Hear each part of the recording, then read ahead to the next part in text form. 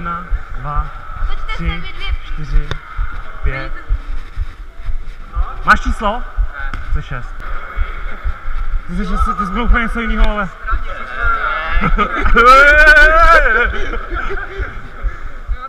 Co říkáš? No víš? Co nám řekneš do kamery? Já se styděl. Domluvíme si taktiku, řekneme si nějaký slova, jako samý takový, jako... No. Takže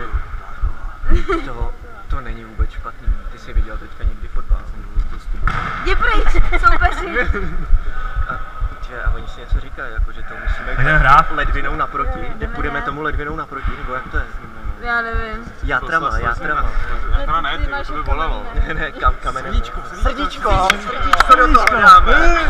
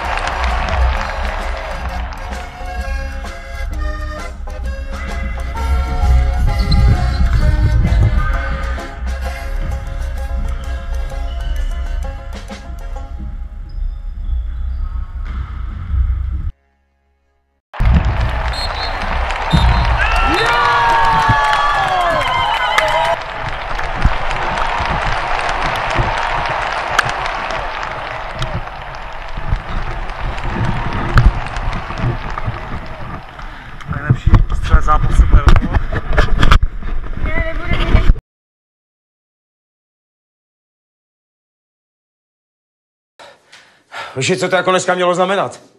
Co to mělo znamenat dneska?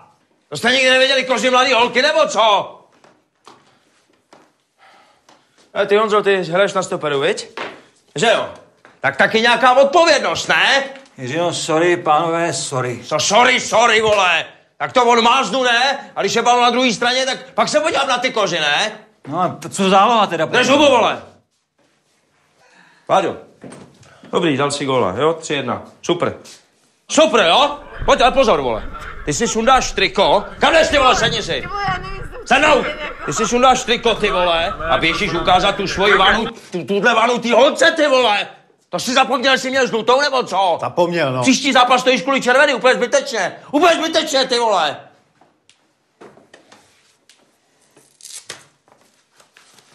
Pune, co to jako mělo znamenat, ty vole, tam u toho autovyvázování? Jak jsi zdával tu nohu za krk, nebo co? Co to jako bylo, kde jsi to viděl, ty?